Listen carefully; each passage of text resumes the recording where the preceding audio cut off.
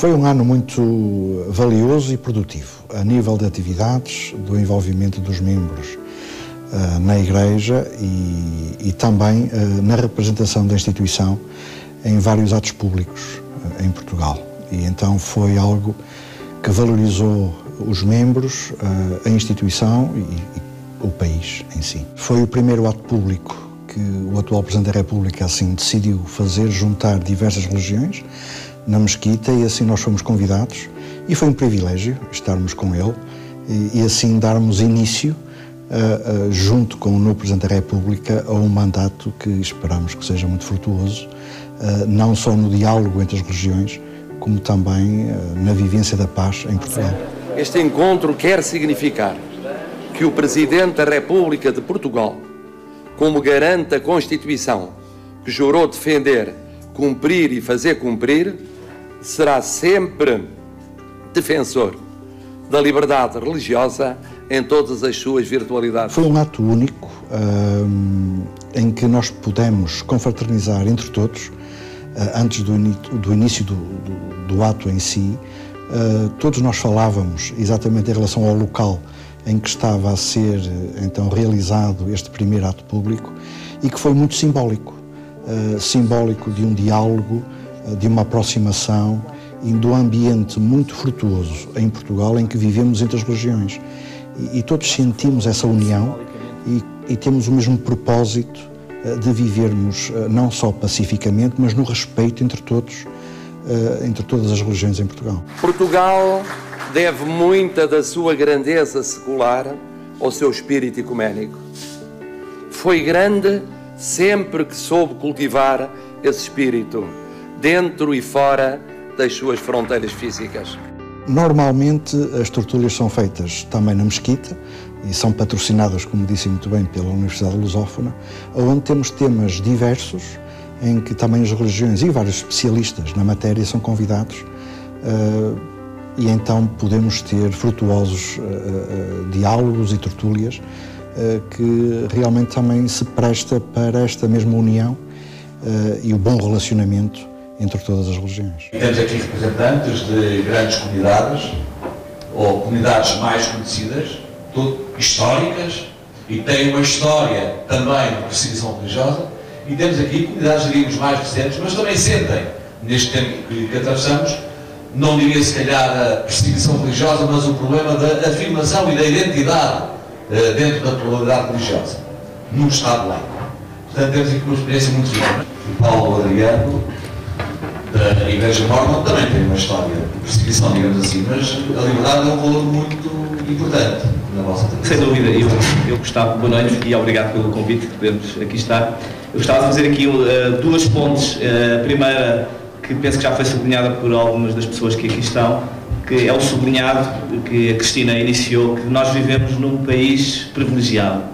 O facto de estarmos aqui nesta tertúlia e nesta casa e de podermos falar abertamente num diálogo interreligioso é um privilégio. Talvez há muitos anos que assim o é, mas não é a realidade que existe por esse mundo fora. Para que nós possamos, de alguma forma, esclarecer muitas das perguntas e do desconhecimento que por vezes existe entre as religiões e a população em geral, que por falta de conhecimento aí gera o medo, e então este esclarecimento é importante para isso, para que haja informação, para que as pessoas entendam as diferenças das religiões e os seus pensamentos e suas práticas, e então aí vai dissipar este medo que por vezes pode existir na sociedade entre as diferentes religiões.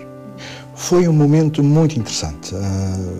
Nós pensávamos, e eu em particular, que nesse evento iríamos entregar o álbum e com a agenda tão ocupada do Presidente da República, talvez não muito mais do que isto, os cumprimentos formais que nós ali iríamos ter. No entanto, fomos convidados para termos uma reunião com a Sua Excelência o Presidente da República, do qual ele expressou a sua agenda sobre a religião. Nós ficamos surpreendidos, ainda ficámos ali perto de 1h30. Todas as religiões tiveram a oportunidade de expressar também os seus propósitos e planos para 2017. e foi um momento realmente único ver que há uma intenção sincera e política, vamos assim dizer, como propósito entre o diálogo e a paz da religião em Portugal. Nós congratulámos-nos muito com a tomada de posse do Dr. Vera Jardim e com este processo da Comissão da Liberdade Religiosa, o qual nos diz muito, porque é algo que a Igreja, não só em Portugal, mas em todo o mundo, trabalha com muito afinco para que a liberdade religiosa se mantenha em todos os países. Mas em Portugal, em específico, estamos muito felizes com esta nova etapa de comissão, com este novo governo que deu um impulso muito grande para que assim fosse possível. E estamos dia a dia, passo a passo, para que esta liberdade possa ser mais cimentada em Portugal e mais vivida entre todas as religiões. A Comissão é um órgão de consulta da Assembleia da República e do Governo em matérias que digam respeito às suas funções, designadamente o pleno exercício da liberdade religiosa, em todas as suas cambiantes, consagradas no texto constitucional e na lei, designadamente no que às confissões que não à Igreja Católica dizem respeito. A Comissão de Liberdade Religiosa não fará tudo. Sobretudo, não fará tudo por si só. Será, sobretudo, uma incentivadora de debate, de reflexão, de estudo e de propositura, e de luta contra todas as formas de discriminação religiosa. O foco é esse mesmo. Sentirmos que em Portugal temos apoio político para que todas as religiões possam conviver e viver os seus ensinamentos e aquilo que acreditam de uma forma pacífica, de uma forma amistosa, e que assim todos nós possamos sentir-nos bem naquilo que acreditamos e naquilo que vivemos. E posso lhe dizer que temos feito muitos bons progressos em Portugal dentro desse âmbito, que nos sentimos felizes pela lei que nós temos, que é uma das melhores leis que eu conheço em todo o mundo. E o Dr. Vera Jardim, sendo uma personagem fundamental para a aprovação dessa lei, estamos muito gratos por esse contributo que o Dr. Vera Jardim fez. O edifício legislativo que temos é sólido e tem sobrevivido bem aos desafios dos tempos, precisando, eventualmente, de algumas pequenas afinações, tal como foi referido aqui há bocadinho, que rearranjem e reforcem o pluralismo da composição da própria Comissão, que estou certa que merecerão da parte de Vossa Excelência e dos demais membros adesão e rápida consideração. Eu conto, mais uma vez, com a clarividência de Vossa Excelência, Dr. Vera Jardim, para ajudar a acomodar, do ponto de vista legislativo, estes aperfeiçoamentos em harmonia com o texto de 2001, dando-se assim pleno cumprimento a mais este compromisso do Governo para com as mulheres e os homens de Portugal. Foi muito importante e muito relevante esta cerimónia, até pelo discurso que foi ali proferido pela Sua Excelência a Ministra da Justiça, que a liberdade religiosa não é algo que está garantido, é algo que nós temos que trabalhar dia a dia. Nós temos conhecimento que em países de leste nós até temos alguma dificuldade com os missionários porque alguns já foram expulsos devido a estas consequências a nível mundiais de ataques terroristas. Então a religião é uma matéria e é um tema atual e que devemos lutar pela liberdade religiosa com muito afinco. A minha agenda é a agenda da não discriminação, que é uma coisa muito diferente. Há países na Europa que têm essa agenda da laicidade. Não é, penso eu, a agenda portuguesa. A agenda portuguesa é a agenda da não discriminação entre religiões. É importante que a gente afirme isto como princípio. Portanto, o que está é o princípio da separação entre igrejas e Estado. É esse o princípio constitucional. Que este trabalho do diálogo religioso, diálogo, enfim, étnico, etc., de integração, problemas de integração, é um diálogo em que todos temos que cooperar. Não basta haver uma comissão ou 10 que façam este trabalho. Não, todos. Isto é um trabalho de cidadania, no cotidiano. E, portanto, acho que todos estão convocados para esse trabalho de cidadania. Pode-se dizer que há uma laicidade à portuguesa distinta de uma laicidade à francesa? Se há algum laicismo à portuguesa, podia assentar nestes princípios do respeito mútuo, da intercompreensão, do conhecimento, do diálogo e também da participação, da inclusão. E não a procura de princípios ideológicos ou jurídicos geometricamente puros ou ideologicamente puros, mas de facto no reconhecimento mútuo de que, pronto, tem que haver cedências, tem que haver equilíbrios, tem que haver compromissos. São 70 na Igreja de Jesus Cristo dos Santos Últimos Dias, mais conhecido como os Mormons, portanto pertenço à terceira hierarquia da Igreja a nível mundial, e quero-vos dizer que Portugal é uma referência também no aspecto mundial, no exemplo da lei da liberdade religiosa. A minha função é viajar desde a Islândia até à Grécia, todos os fins de semana, para fazer conferências a nível de religião, e o que eu tenho visto em toda a Europa, Portugal é, sem dúvida, uma referência. Foram os jovens do norte do país, normalmente nós fazíamos a nível nacional, e agora com o número crescente dos jovens na Igreja, decidimos dividir o país no norte e no sul, para que todos tivessem essa oportunidade de participar.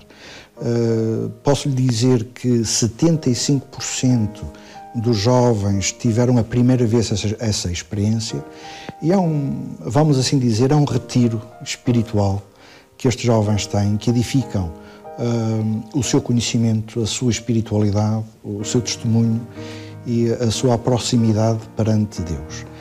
E é uma semana que realmente eles podem sentir entre eles o mesmo desejo, conhecerem jovens que têm os mesmos propósitos, e então eles sentem-se unidos e edificados nessas atividades. O FSY, que significa For the Strength of Youth, traduzido para português para o vigor da juventude, é uma conferência para jovens dos 14 aos 18 anos, onde eles têm a oportunidade de estar aqui. Neste momento é uma conferência para jovens do norte do país, estamos em Guimarães durante uma semana, e eles têm a oportunidade de fazer um conjunto diferente de atividades espirituais, atividades recreativas, e nesta semana interagem com outros jovens deste espectro de idades, e eles têm a oportunidade de aprender mais acerca de Jesus Cristo, e não só de aprender, mas também de expressar aquilo que sabem e partilhar as suas experiências uns com os outros. Nós temos atividades espirituais e também lúdicas. Para além dos nossos devocionais, eles têm também, por exemplo, no dia de hoje nós vamos ter jogos, eles têm o estandarte, os gritos de guerra. Portanto, é um programa muito completo e muito bem conseguido. Cada dia tem um propósito, cada dia tem um objetivo, e isso consegue-se ver depois, o resultado no final da semana é como que um pacote que no fundo funciona todo em conjunto. O tema da conferência deste ano é prosseguir em frente, é prosseguir com firmeza em Cristo, e é retirado de uma escritura de 2 Néfi 31:20. E acima de tudo, este tema para os jovens significa andar em frente, andar com fé, em frente no sentido de eles terem uma vida cada vez melhor, de que não interessa o passado deles, não interessa que caminhos é que os trouxeram até aqui, o objetivo é que eles, partindo de onde estão, possam caminhar para a frente rumo a uma vida melhor, uma vida em Cristo. Fez parte de uma atividade, de outra atividade dos jovens, que nós intitulamos os jovens adultos solteiros, entre os 18 e 30 anos de idade, que foi nas Terras de Douro, e tivemos conhecimento que no ano passado o Jerez, como disse muito bem, foi muito fustigado em relação aos incêndios. E a corporação dos bombeiros em Terras de Douro é uma corporação relativamente pequena e que não tem tido muitos apoios. Identificamos os apoios com o comandante da corporação e com o presidente da Corporação dos Bombeiros, que ficaram surpreendidos com a nossa disponibilidade para podermos ajudar, e efetivamente foi um momento único, ou alto, dessa atividade para com os jovens, para que eles vejam que a Igreja, como instituição, apoia outras instituições que realmente podem ajudar as populações e que tão necessitadas elas estão de materiais e de reposição de materiais que são gastos no lado prático no combate aos incêndios. Foi muito bom. Esta reconhecidamente é uma grande ajuda que vem permitir que uma direção com poucos recursos não tenha esta despesa tão cedo, e os bombeiros ficam dotados com este material, desde botas e novos equipamentos que vão chegar, para podermos responder melhor à nossa causa, que é servir o próximo, e por isso mesmo nós estamos reconhecidamente muito gratos. Tivemos a colaboração da Câmara Municipal, em que nós selecionamos 50 famílias para poder atribuir estes cabazes. Famílias que vivem no interior, que têm as suas necessidades, têm muita falta de emprego, e que com certeza foi algo que os jovens também se empenharam muito em poder ajudar e abençoar de alguma forma estas famílias. Eu, como representante da área social do município de Terras de Boro, fiquei surpreendida, mas muito agradada com esta iniciativa. Foi algo muito interessante irmos para o norte do país, uma localidade muito bonita. O propósito era exatamente o mesmo, ter diversas apresentações, diversas temáticas, não só no campo da espiritualidade, também da própria doutrina ou da teologia da Igreja, mas também, ao fim e ao cabo, o convívio entre todos, porque são idades em que estão na universidade, têm os seus próprios desafios e a Igreja tem como objetivo tentar ajudá-los, esclarecê-los e acompanhá-los nos desafios que os jovens hoje em dia enfrentam e que não são fáceis. Temos bastantes atividades e ideias para colocar em prática, inclusive com a atividade do ACM que nós fizemos, do Alto Comissariado para as Migrações, em que juntaram também jovens de diversas religiões, e nós esperamos que em 2017 possamos concretizar e participar nessas atividades, isto é, atividades interreligiosas, para que os jovens possam se conhecer uns aos outros entre as diversas religiões em Portugal, como também na própria Igreja continuar com o FSY para fortalecer a juventude entre os 14 aos 18 anos e também entre os 18 aos 30 anos. Temos diversas atividades já previstas e conferências que nós vamos poder realizar e participar, não só internamente na Igreja, mas também abertos à sociedade em geral. Este ano que passou foi realmente um ano muito interessante em relação ao relacionamento da Igreja como instituição com as outras instituições ao nível nacional. O Hélder Moreira já teve a oportunidade de falar de algumas dessas atividades que, do ponto de vista de relações públicas, foram muito interessantes. Estas interações, as doações, a organização das conferências onde os jovens tiveram a oportunidade de servir a comunidade envolvente. Gostaria de salientar uma das atividades que foi mais interessante, tem a ver com a campanha que foi feita agora recentemente para a época do Natal. A Igreja lançou uma campanha ao nível mundial que tem a ver com a atitude cristã, e então o que foi feito é que todos os dias havia uma atividade, portanto os 24 dias que antecederam à celebração do Natal, em que foi feito um desafio através do social media, de todos os meios que a Igreja tem disponíveis, inclusive em Portugal também passou na televisão, de todas as pessoas, não só participantes da Igreja, como a população em geral, fazer uma atividade de serviço a cada dia. Portanto, temas muito simples, em que era pedido pôr em ação a vida cristã, seja ajudar alguém que tem alguma dificuldade, fazer uma doação, ajudar alguém, por exemplo, a escutar as Escrituras, ajudar alguém que tem uma necessidade específica, mas 24 atividades que têm a ver com aquilo que Cristo fez e que nós então também podemos fazer. Então, durante estes 24 dias que antecederam o Natal, esta campanha foi lançada e este desafio de vivência cristã no dia-a-dia, com o objetivo que as pessoas pudessem entender que nesta época celebramos o nascimento de Jesus Cristo, mas ao mesmo tempo isto tem a ver com colocar o facto de sermos cristãos em ação e interagir com o nosso próximo.